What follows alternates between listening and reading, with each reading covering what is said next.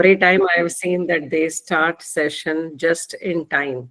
6:30 means 6:30. Thank you so much, ma'am, Thank you, ma'am. giving me this opportunity. So today we are going to discuss about new accreditation system, that is binary system, which NAAC has recently introduced. So I'll just share my screen so that we can start with the session.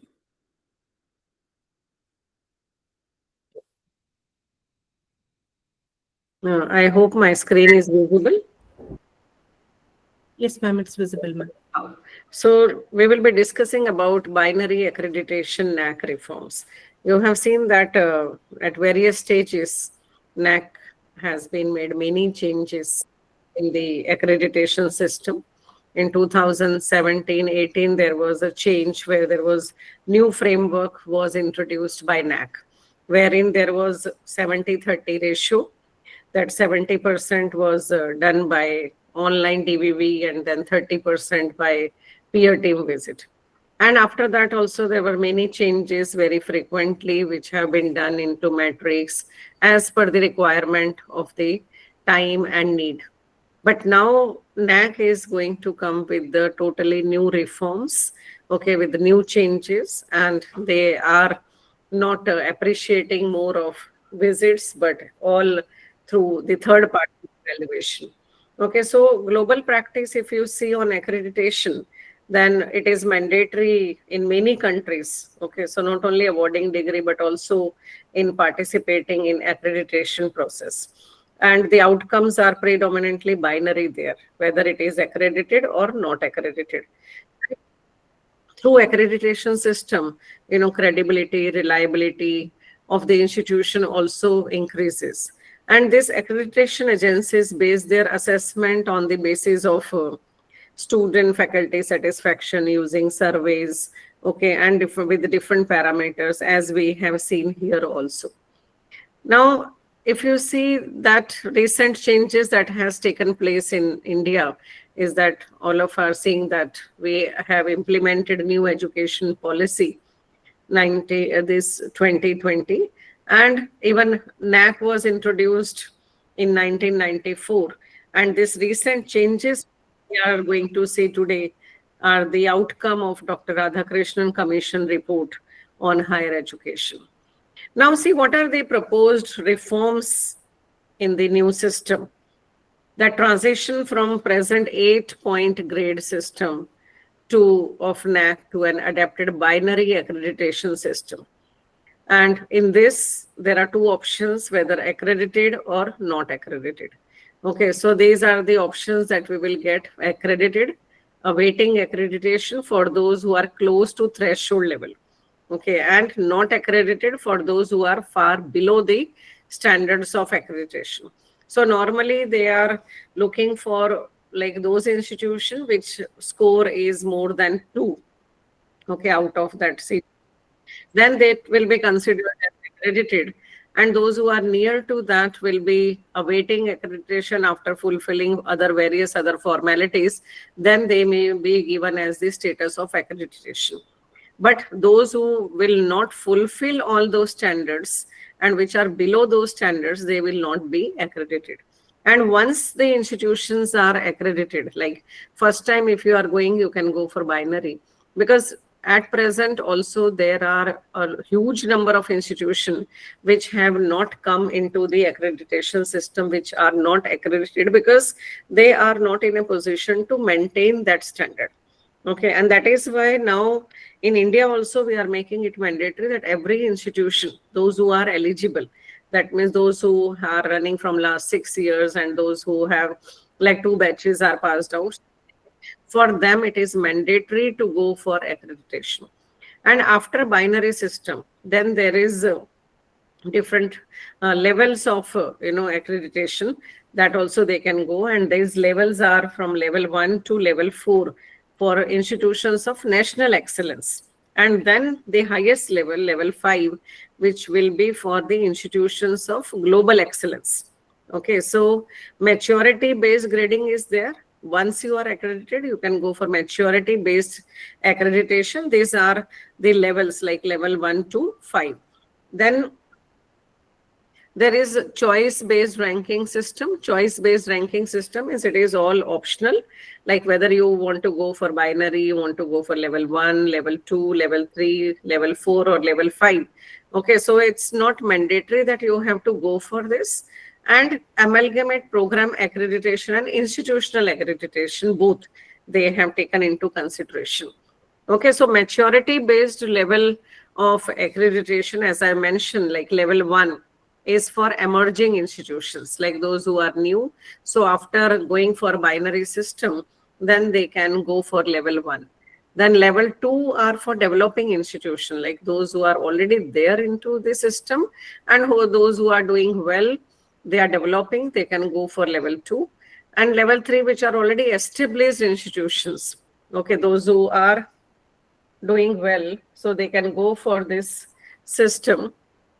Then level 4 is advanced institutions. Okay, so those who are of eminence, national eminence, institutes of eminence, they can go for advanced institution, that is level 4. And then level 5 is institutions of global excellence.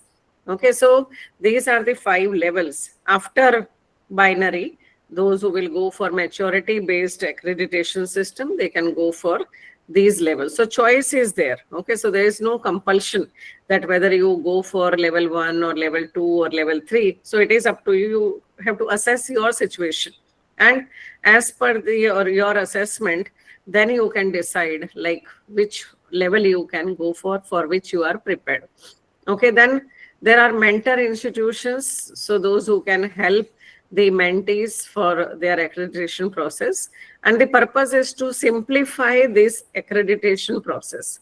And it includes all higher education institution and every program in a newly proposed assessment, and which consider heterogeneity of HEI. Heterogeneity in the sense, that there are institutions, those who are like into different categories, like there are some autonomous institution, affiliated colleges, constituent colleges, okay, universities. Then universities also, there are government universities, private universities, government aided institutions, private institutions. So everything, this heterogeneity is taken into consideration in the new system. Then accredited with the appropriate consideration for input, process, and outcomes and impact across different attributes of higher education institutions. So mainly they have divided it 3 levels. One is input, and then process, and then outcome. So unified elicitation tool to collect the superset of data from HEI. And Dr. Radhakrishnan Committee on Transformative Reforms in Accreditation, and which is approved by Ministry of Education, Government of India. Okay, so there will be Apex committee and discipline wise committees, which are meetings are conducted, and already more than many 40, 50 workshops are also done by NAAC for explaining the new system. And there will be one data, one nation, one data platform. Okay, so all of you are aware about this, that now they will integrate all the platform. And along with this new accreditation process, the committee introduced one nation, one data platform to ensure the integrity and transparency in managing institutional data. Because what happens, what we are seeing now, that at one place you are sending different data, at different places different data. So this, to avoid all this discrepancy and to ensure that there is integrity and transparency in the data, there is now this platform, that is one nation, one data. And this platform collect institutional data for grading related purposes. Like, we all feel ASHE also, All India Survey for Higher Education. So that data also has to be matched with all other data which you are sending to UGC, or you are sending to AICT, or if you are running like law program, you are also governed by Bar Council of India. So all this data has to be matched, and they can verify this from different sources. Okay, so the data which we will be submitted here will be cross-verified to ensure its authenticity. And in addition, to make it more smooth and friendly, stakeholders validation has been proposed, all stakeholders. And at present also, in the present system also, that they do student satisfaction survey, and directly the survey is with the students and they fill the data. So similarly, other stakeholders validation will also be taken into consideration. And this system has been designed on trust and data driven with the concept of minimal verification visits to the institution. So they are avoiding institutional visits, and if at all it is required, then also there will be online visits, okay, to the institution. Now institution can incur this heavy penalties if the data submitted turns out to be wrong. Okay, so you have to verify your data before submitting it to NAAC or ASHE or AICT or Bar Council of India, whichever statutory bodies are asking for data. Now, if you see this proposed high-level structure, then it is divided into three main categories. That is input, then process, and then output. So there are altogether, there will be 10 criteria, and related to input are like curriculum design, faculty resources, infrastructure, okay, and financial resources and management. And then process will cover like learning and teaching, extended curricular engagements, governance, and administration. And main will be the outcome. Outcome is outcome related to student. Okay, then we will be discussing all this in detail. And research and innovation outcome, and sustainability outcomes, and green initiatives. Okay, so these are the main three heads, like input, process, output. Okay, so under which the entire assessment will be done. So if we talk about input, and if we talk about first curriculum, like in this input, the first factor is the curriculum design. So in curriculum design, what all they are going to see is whether it is outcome based curriculum, or curriculum flexibility is there or not, how many times the revision has been done, whether curriculum is designed as per the industry requirement or not. Then Indian knowledge system also we have to include in the curriculum. Then it should be more practical oriented, because skill oriented. Okay, then online and blended learning. So all this concept should be the part of our curriculum, because they are trying to make it more industry oriented, more practical oriented, skill oriented, so that students become employable. Okay, students get better job options. Otherwise, now you can see that students are graduating, but hardly they are getting any jobs. Postgraduate students also, they don't get jobs. So therefore, the main focus is on curriculum design, which should be including all these factors. Okay, so this will be the one of the parameter for evaluation or for assessment. Then under input, the other is faculty resource. Faculty is like recruitment. So how the recruitment has been done, whether proper processes are followed for the recruitment purpose or not, and then pay and allowances. Okay, so they will ask all the bank statements, okay, audited statements, like how much salary is given, whether it is at par to the UGC or not. Then faculty diversity. Okay, diversity will also include like gender diversity and geographic diversity also. Then faculty development, like what institutions are doing for faculty development purpose.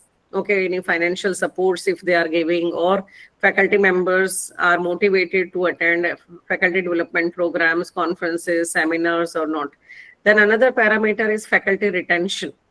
Okay, like from past 3 years, how many faculty members are working in the institution, for how much time they are retained, and faculty student ratio. So if you see the earlier system, almost everything was there. Okay, so but they have included faculty diversity. Like earlier they were talking about only student diversity, but now they are talking about faculty diversity. They are talking about faculty retention. Okay, so these are the some new components which are added now in the new system. Then third, in related to input, the third parameter is infrastructure. Okay, so what is the physical infrastructure? Whether the resources which are available for students or for academic and administrative purpose is sufficient or not. Okay, classrooms are sufficient or not, academic infrastructure overall, and learning resources, Okay, that may include like laboratories, libraries, administrative block, classrooms as per the students' requirement. Then IT infrastructure, okay, your internet facility, LAN facility, LMS, licensed software, okay, virtual labs, classrooms. So whether you have the sufficient infrastructure or not, even for sports also. Okay, but now yes, NAAC and all other statutory bodies, they have allowed sharing also of infrastructure. But if you are sharing infrastructure, then you should also have documentary evidence for sharing those okay infrastructure. Then in input, the fourth is financial resources and mobility. So what are the different sources of finance? Okay, like at present also, if you see in criteria 3, there are like grants, endowments. Okay, then in 6, you will see at present system. In 6, what is the management contribution? What is the mobility? How funds are raised? Okay, whether you have got different grants from government organization, NGO or industry or not. How much is the capital expenditure? How much is the revenue expenditure? Whether financial sustainability and growth is there or not. What is the corpus fund? Okay, whether audit is done every year, regular audits are there or not, what are the provisions for risk management related to finance. So all this will be the part of criteria 4 under input. Okay, then next comes is the process part. So in process, the first one is, which you will see that criteria 5 according to this, that is learning and teaching. So at present also it is there in criteria 2, like teaching, learning and evaluation. So same is here now, like pedagogical approach. Okay, so what type of pedagogies are used? Okay, like experiential learning, participative learning, problem solving techniques. So whether you are following all this or not, so what type of pedagogies you are using, like lecture based, group activities, self study, game based, okay, inquiry based, technology based, peer teaching, problem solving. So all this variety of teaching pedagogies teachers are supposed to use, okay, to pull students in the class. Otherwise normally, learning will not be there, because it is said that what they see they learn fast. Okay, so therefore activity based learning is more focused than internship, field work, projects. Okay, then what are the way of assessment?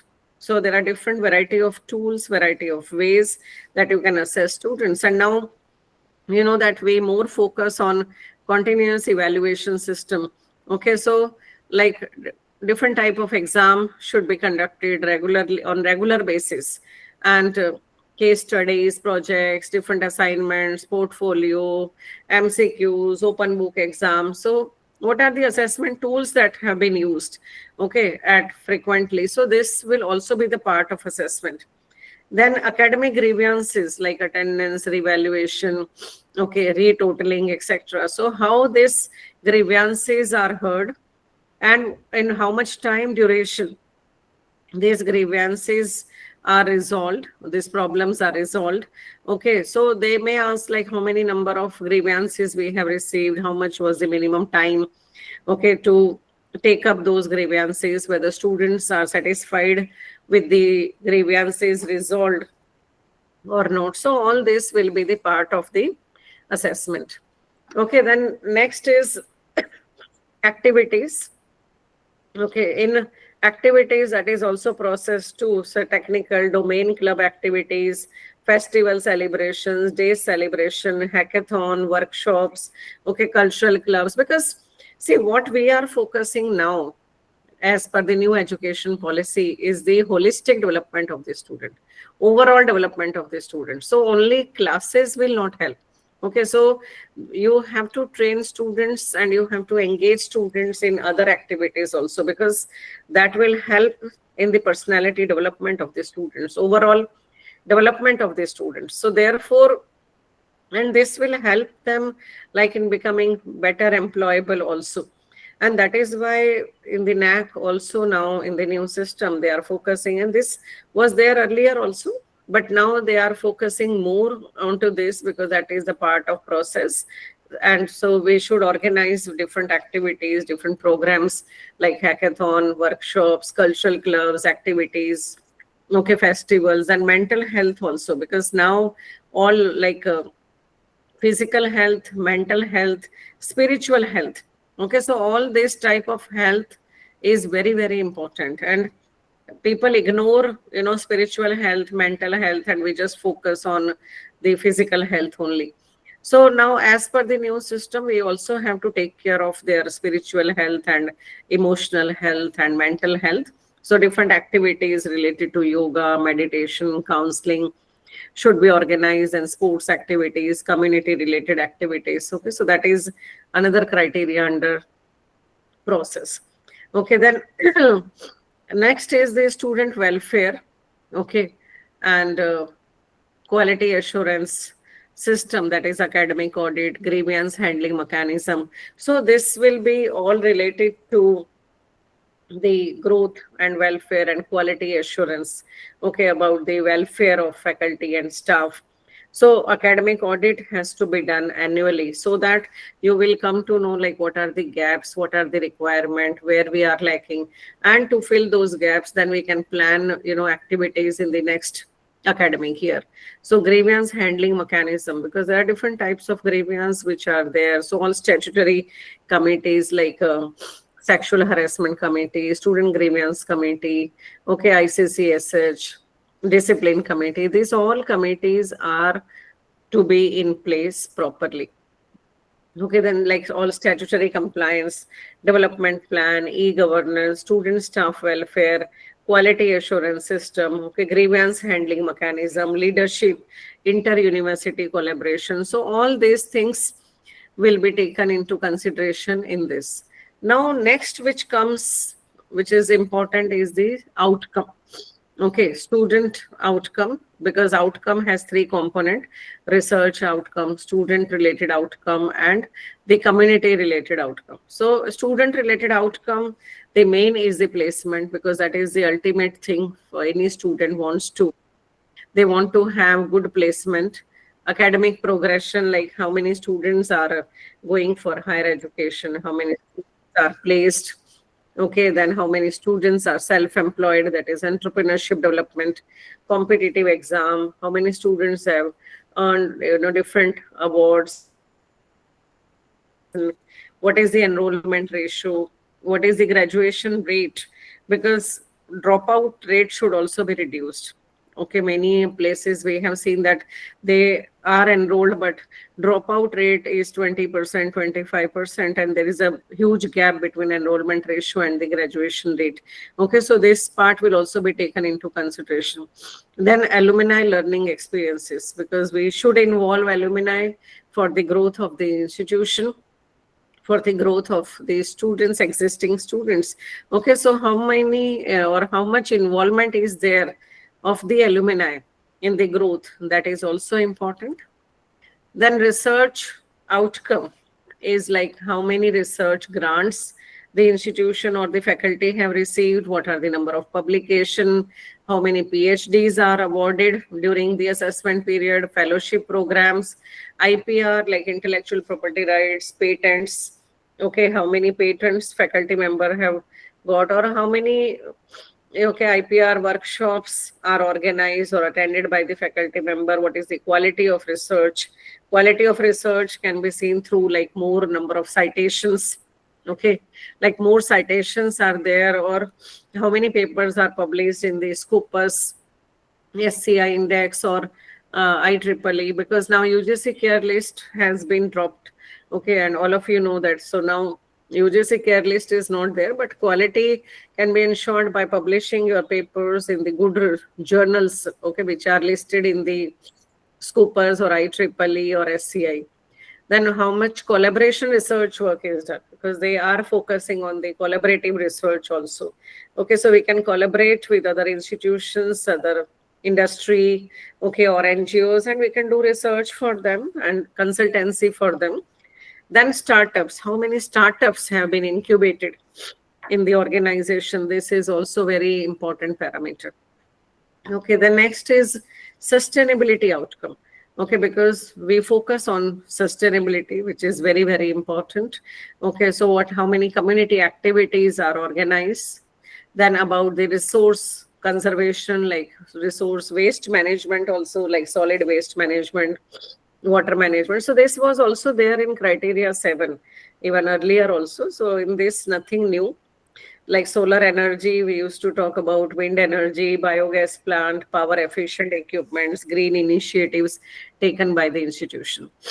So overall, you have seen that all these 10 criterias are divided into three parts. One is input, then process, and output. So the weightage which is given is 25% weightage is to input, but 75% weightage is given to the process and output. So therefore, processes are have to be strong, and output is to be good to secure, good marks or good score here. Now see what practical steps to be taken by higher education institutes. Okay, so first is achieve and maintain maturity based grade accreditation. So for that, we have to assess your current maturity level. Okay, so for this, what we can do, how we can assess ourselves, like where we are at present.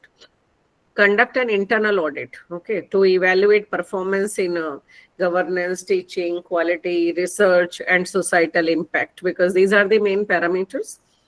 And then identify the gaps, okay, that could hinder achieving this maturity based grades. So therefore, we should have audit, very regular audit.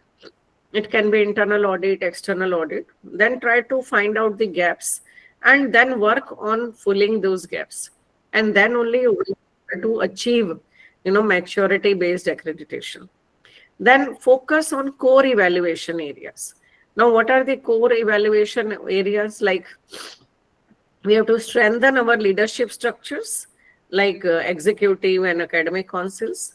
Then improve faculty student ratio, and offer regular professional development programs for teachers. Like, as we have discussed, that there should be, okay, regular FDPs to be organized, okay, for teachers, and they should be motivated to participate in different programs.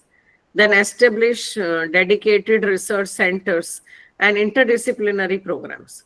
Okay, so that we should, these are the core evaluation areas. Okay, we should establish dedicated research centers and also interdisciplinary programs. And interdisciplinary research we should focus if you are going for maturity based accreditation. Then create a roadmap for continuous improvement. Okay, so break down goals into short-term goals. Okay, because long-term goals can be achieved only by preparing short-term goals, like for 1 year, 3 years, 5 years. And then regularly we should review, adjust strategies based on our progress. Okay, then we also should optimize NIRF ranking. Okay, so enhance research output, because NIRF, the main thing that comes there is the research.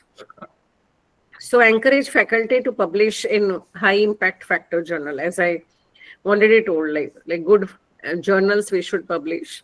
Okay, like Scoopers, SCI, IEEE, and so that will also increase our citations. Then collaborate with industries for sponsored research and innovation projects.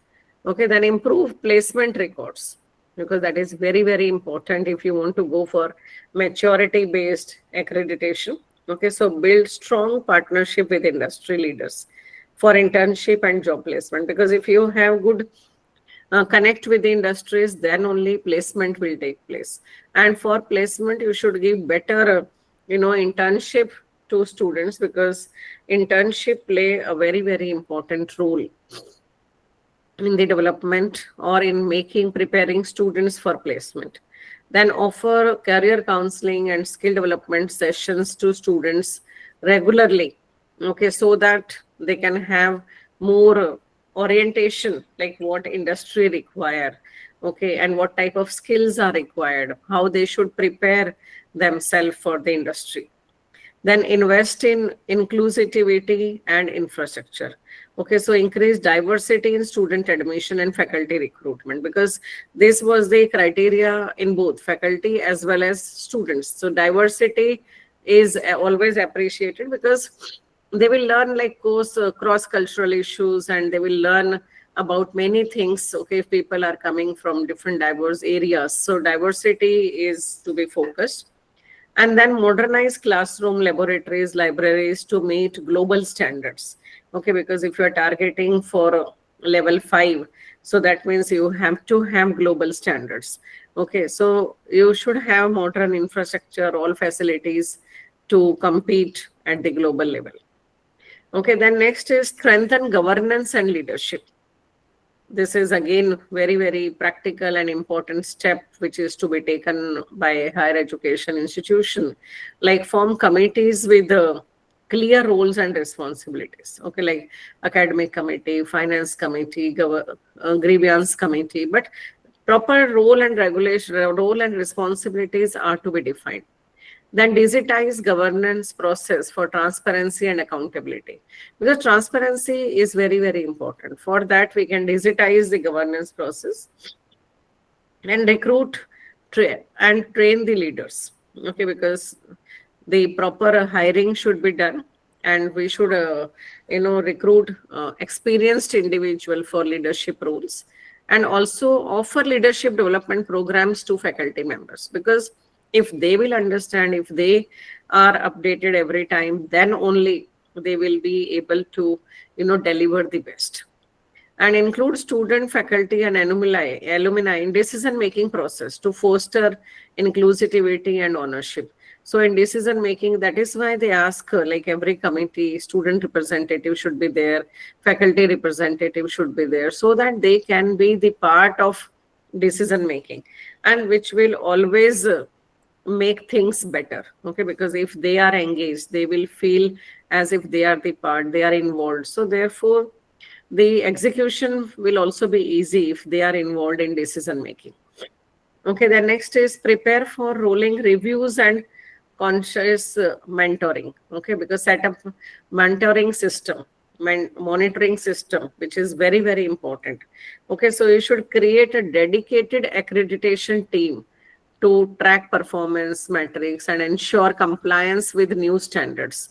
Okay, because that dedicated team will be doing only this work, and they will be focusing on whether we are meeting these new standards or not. Okay, so core team should work throughout for this accreditation purpose, and use data analytics tool to monitor progress in key areas. Okay, because key areas which we have discussed, you should analyze your progress in key areas, so that you can improve yourself accordingly and you can work accordingly. Okay, then conduct regular self reviews. So you should schedule biannual or quarterly internal reviews to evaluate academic and operational performance. Then address identified issues, okay, promptly, to avoid falling behind. If you will not identify them and work promptly, then you will fall behind, and then you will not be able to cover those gaps. Okay, and then develop a reporting culture and document achievements, challenges, and improvement in a structured format, because documentation is very, very important. Okay, then prepare for UGC and NAAC inspections by maintaining updated records. Then focus on societal impact and community engagement, because that is again outcome. The third outcome is society impact and community engagement. So engage with communities. Okay, launch outreach programs for skill development and education in underprivileged areas. Then partner with NGOs, government bodies, okay, for social projects or society projects.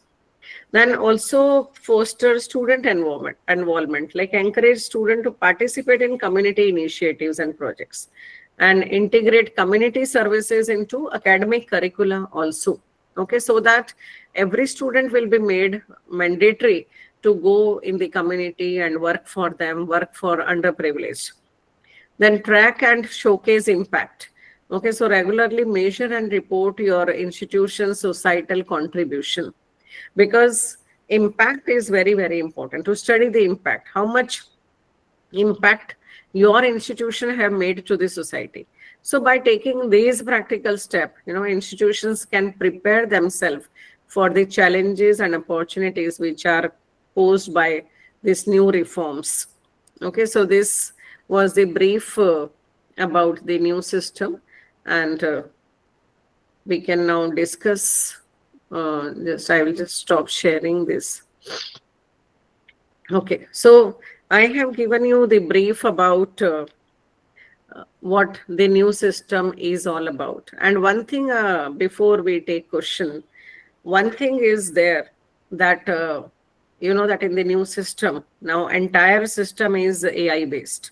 Okay, so minimum human intervention will be there, and if minimum human intervention is there, then challenges are more for the institutions, because you have to have proper documentation, and you also should know how to project your supporting document properly, so that any AI tool, okay, when they will do the evaluation and validation of your report, then they should be able to find out that. Because see, in the earlier system also, even though it was 70% DBV, third party, okay, that time also we have seen many institutions which they complained that we have submitted our supporting documents many times, but still they were not taken into consideration. Okay, so these chances will be there only if you have not presented your supporting document properly, because nothing will be accepted without the supporting document. Okay, so therefore it is now the time, high time, that we should document each and everything. Okay, and another thing which is main is okay, so documentation is one thing, and also like in the report, now everywhere they will ask what is the impact, what is the outcome of the activity you have organized, or anything what you have done, what is the outcome of that, why you have done that, because organizing any event, okay, has some objective behind this. So it is not that for the sake of organizing event or for doing that activity you have done. So there has to be some reason behind it, and therefore what happens is that it is important that whenever now you start preparing reports of events, activities organized, you should add one column there, like what is the impact, what is the outcome of organizing this event. So whatever you do, you should have that outcome part there.